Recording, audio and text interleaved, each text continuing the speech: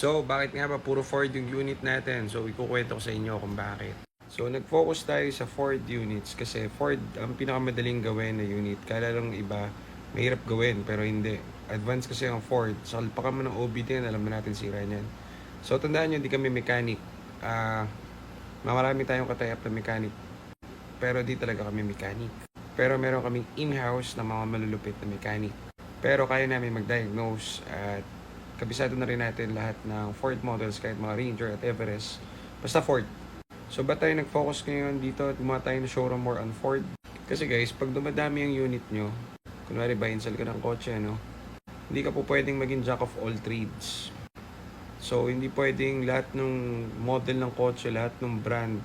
Kunwari meron kang 50 pieces ng kotse. Lahat ng brands, lahat ng model, lahat ng year. Ang dami nun. Hindi pwedeng lahat master mo yun. Malabo yun.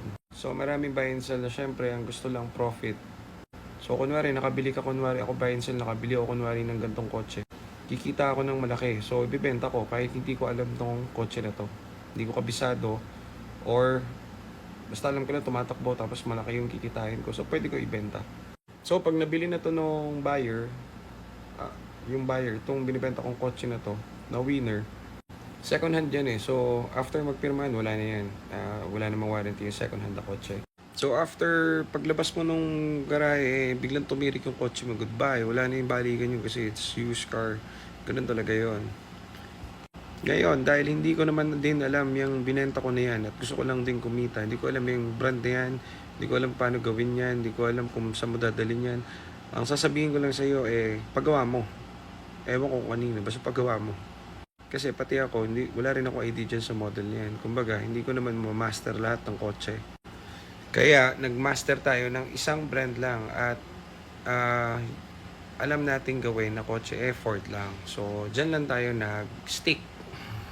Para elsewhere, kahit na after a year, kapag yung client na bumili sa amin, tumawag, may nararamdaman akong ganito. Kahit sa phone lang dahil every nuts and bolts nga yan, kabisado natin, sabihin natin, pwede natin silang tulungan sa ganito, ito gagawin mo, ito papalitan mo, ito diagnose mo, dito mo dadalhin. Kasi kabisado natin. And hindi tayo jack of all trades, na master of none. Kaya nag-focus lang tayo sa ganitong brand kasi alam natin gawin kahit ano mangyari sa kotse. Kasi love natin yung mga client. Di natin yan iiwanan sa ere kapag nakabili sila ng kotse sa atin. Kaya nga bago pa nila bilhin, pine-prepare na yung kotse, nire-repair na. Kasi lahat naman na mabibili mo sa market, malabo yung makakita na untouched yung makina, untouched yung ganito, untouched yung ganyan. Mas delikado pang bumili nun guys kasi kung untouched yan, hindi pa nagagalaw at naswertihan ka, edi sa'yo pa masisira. So bumili ka ng gawa na. Okay? So yan. Yan ang dahilan kung ba't nag-focus lang tayo sa Ford. Kasi, yung after sales namin ay importante. Pwede kaming magbenta ng ibang variety ng brand ng kotse or model. Pero hindi naman natin mamamaster lahat ng model ng kotse. Napakahirap po nun. Also, yung mechanic nun, kung different brand ang ibebenta mo, ang showroom ay different brand, iba-ibang kotse, iba-ibang model, iba-iba rin ang mechanic nun. Ang hirap po nun.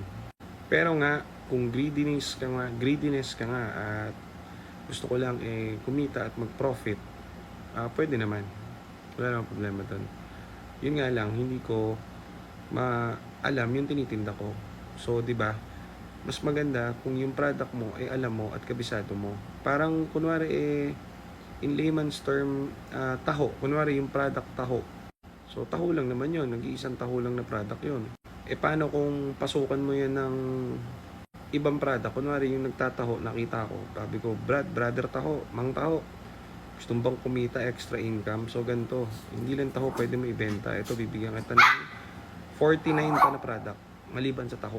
Binigyan ko ngayon ako ng gamot. Kunwari, binigyan ko ng Robus. Binigyan ko ng Robus si Manong Taho. So, ngayon, ang tinitinda niya na, taho, saka Robus. Wala naman siyang alam dun sa Robus. Pero pag nabenta niya yun, may kita siya. Nabenta niya ngayon yung Robus, kumita siya. Hindi naman niya alam kung ano ang side effect at para saan yung Robus. Nagreklamo ngayon yung bumili.